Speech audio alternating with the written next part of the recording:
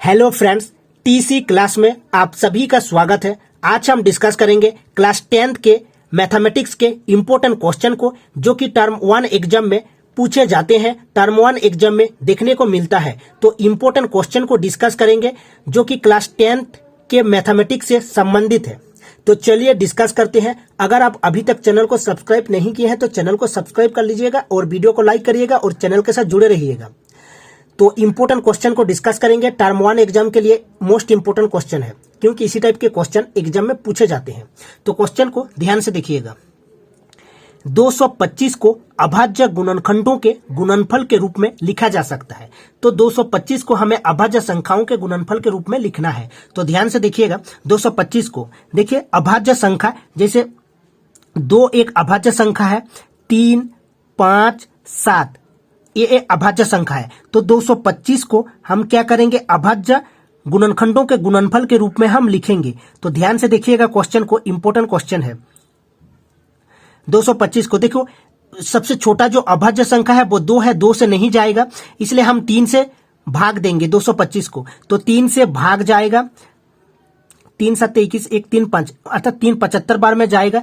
फिर 75 3 से जाएगा 25 बार में, फिर 25 3 से नहीं जाएगा, 5 से जाएगा। तो 5 5 25, देखिए फिर 5 एक अभाज्य संख्या है तो 1 में जाएगा। तो देखिए 3 गुना 3 गुना 5 गुना 5 ये अभाज्य गुणनखंड के रूप में होगा। तो ऑप्शन को ध्यान से देखिएगा, कौन सा ऑप्शन होगा, 3 गुना 3 गुना 5 गुना 5। तो इसका राइट आंसर हो जाएगा option number A. Next question को ध्यान से देखिएगा। नेक्स्ट क्वेश्चन को ध्यान से देखिएगा। 130 तथा 420 का महत्तम समावर्त 10 दिया गया है। ठीक है, 130 तथा 420 का लघुत्तम समावर्तक क्या होगा। तो क्वेश्चन को ध्यान से देखिएगा। देखिए, अगर P और Q दो धनात्मक पूर्णांक संख्या है तो P गुना Q बराबर क्या होता है, HCF गुना एलसीएम, अर्थात P और Q का HCF और P और Q का एलसीएम। तो 130 तथा 420 ये दो संख्या दिया गया है। तो 130 गुना 420 बराबर क्या होगा, महत्तम समावर्तक दिया गया है, अर्थात HCF दिया गया है 10, गुना हमें एलसीएम निकालना है, लघुत्तम समावर्तक निकालना है। तो एलसीएम, तो 0 से 1 0 काट जाएगा। तो 130 गुना 42 बराबर एलसीएम, अर्थात लघुत्तम समावर्तक। तो इसका राइट आंसर कौन सा हो जाएगा, इसका राइट आंसर हो जाएगा ऑप्शन नंबर सी। इसको गुना करेंगे तो हमें ऑप्शन नंबर सी ही प्राप्त होगा। नेक्स्ट क्वेश्चन को देखते हैं, इंपॉर्टेंट क्वेश्चन है। नेक्स्ट क्वेश्चन को ध्यान से देखिएगा। नेक्स्ट क्वेश्चन को ध्यान से देखिएगा।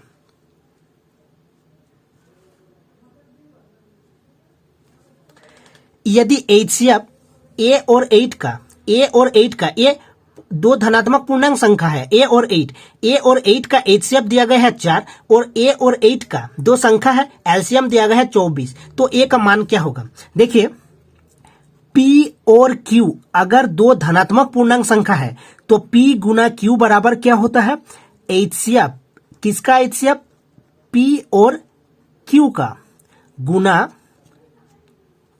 एलसीएम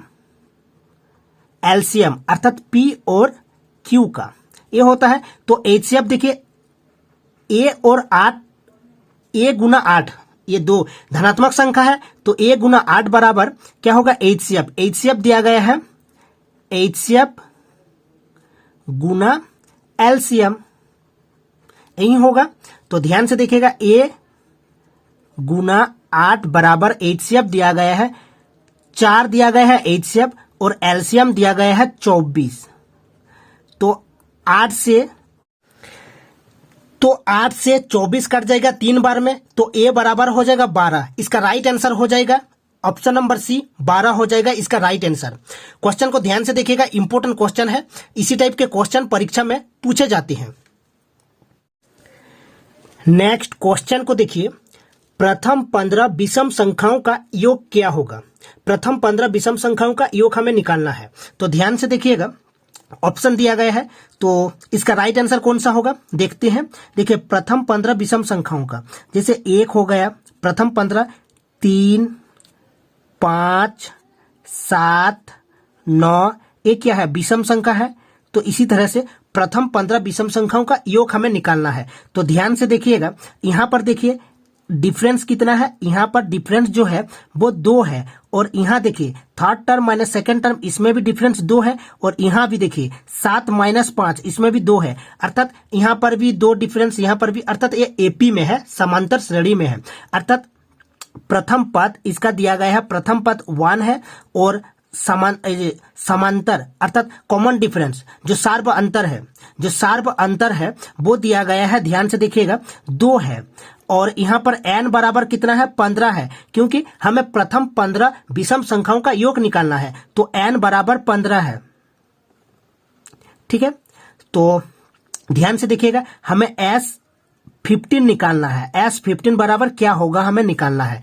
तो Sn बराबर क्या होता है, Sn बराबर होता है, फॉर्मूला को याद रखिएगा, n/2 होता है into 2a plus n-1 into d होता है, यही होता है। तो Sn अर्थात S15 बराबर क्या होगा, n का मान दिया गया है 15, ठीक है, 15/2 होगा, और ध्यान से देखिएगा 2 गुना a का वैल्यू 1 है, प्लस n का वैल्यू कितना दिया गया है 15 है, -1, और d का वैल्यू देखिए 2 दिया गया है।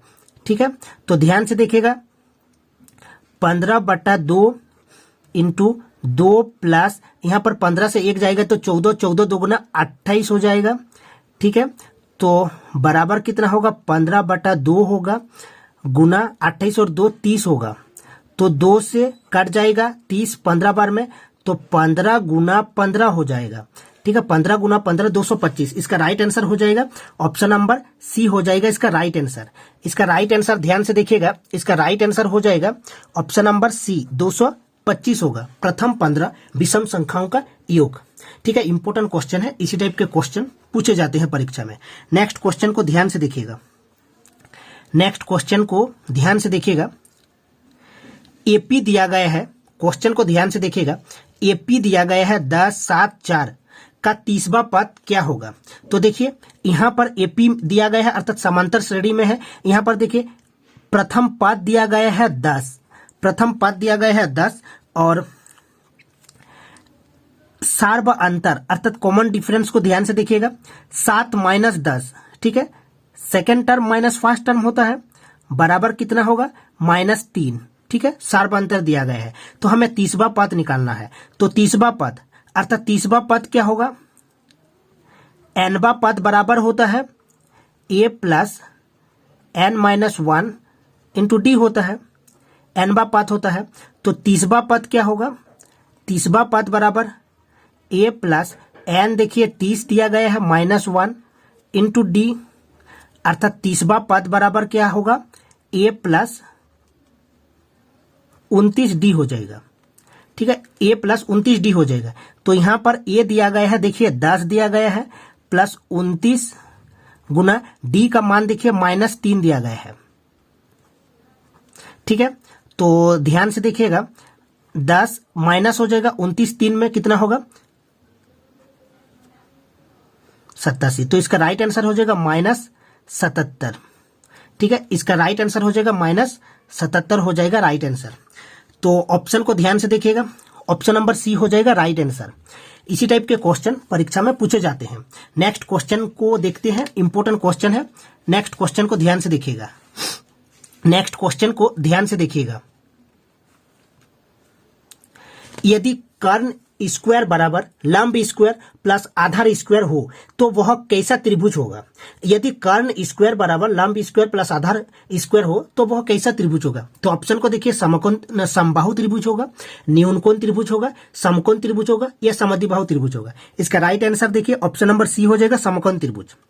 क्या होता है समकोण त्रिभुज में, ध्यान से देखिएगा, ए बी और सी, अगर देखिए यहां पर एक कर्ण है, एक कर्ण है, ए आधार है और ए लंब है, अर्थात ए बी क्या है लंब है, BC क्या है, आधार है, और AC क्या है, कर्ण है। अर्थात लंब का जो स्क्वायर होता है प्लस आधार का स्क्वायर बराबर होता है पाइथागोरस, बराबर क्या होता है, कर्ण का स्क्वायर के बराबर होता है। तो इसका राइट आंसर हो जाएगा ऑप्शन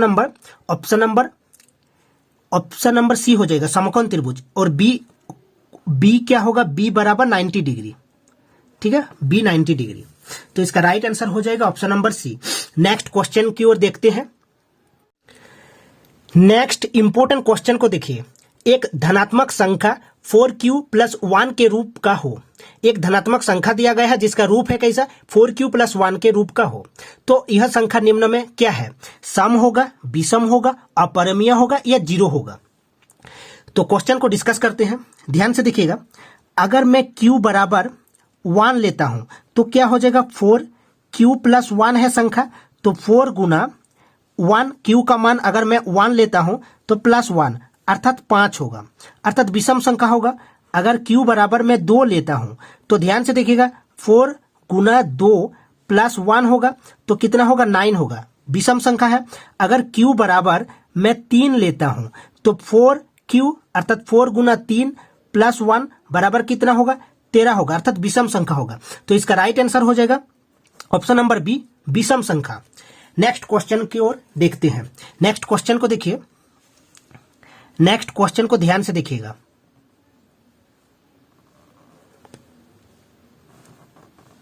नेक्स्ट क्वेश्चन को ध्यान से देखिएगा, इंपॉर्टेंट क्वेश्चन है।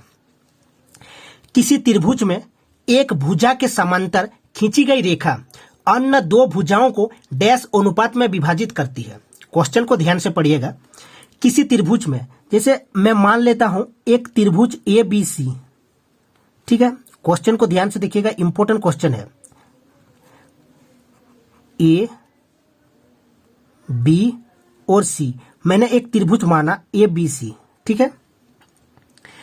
तो किसी त्रिभुज में एक भुजा के समांतर BC के समांतर मैंने DC, BC के समांतर मैंने DE रेखा खींचा, ठीक है, DE रेखा खींचा जो कि समांतर है, तो डैश अनुपात में विभाजित करती है। तो ध्यान से देखिएगा, तो इसका राइट आंसर कौन सा हो जाएगा, समान होगा।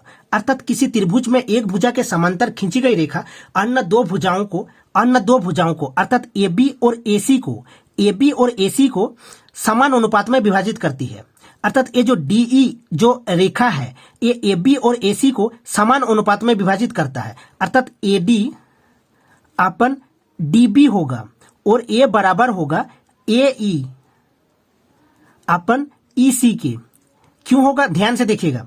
देखिए दो समांतर रेखा है DE और BC, देखिए DE और BC दो समांतर रेखा है। एक तिर्यक रेखा अगर इसको काटती है तो क्या होता है, ये संगत जो कोण होता है, ये वाला कोण, ये बराबर होते हैं। जैसे 1 और 2, एक जो कोण 1 होगा वो कोण 2 के बराबर होगा, और कोण जैसे इसको मैंने 3 मान लिया और इसको मैंने 4 मान लिया, कोण 3 बराबर कोण 4 के होगा। अर्थात ये वाला कोण जो है ADE ABE के बराबर होगा। जैसे मैंने त्रिभुज लिया ADE, क्या होगा, ये होगा, ये क्या होगा, समरूप होगा ABC के, त्रिभुज ABC के। कैसे, देखिए यहां पर ये जो D है, जैसे कोण A बराबर कोण A होगा, ये उभयनिष्ठ कोण है, कोण A बराबर कोण A होगा, ठीक है। और ध्यान से देखिएगा, ये जो D है, कोण जो D है कोण B के बराबर होगा, कोण B के बराबर होगा, और कोण जो E है वो कोण C के बराबर होगा, कोण C के बराबर होगा। ध्यान से देखिएगा, ठीक है। तो क्या होगा, AD अर्थात AD बटा DB बराबर होगा AE बटा EC के बराबर होगा, EC के बराबर होगा। अर्थात किसी त्रिभुज में एक भुजा के समांतर, जैसे BC के समांतर अगर DE को खींचा जाता है तो AD बटा DB होगा बराबर AE बटा EC होगा। अर्थात दो भुजाओं को समान अनुपात में विभाजित करती है। तो इसका राइट आंसर हो जाएगा समान, ऑप्शन नंबर ए हो जाएगा राइट आंसर। तो इंपॉर्टेंट क्वेश्चन था जो कि परीक्षा में पूछे जाते हैं। तो मिलते हैं नेक्स्ट वीडियो में इसी टाइप के वीडियो में।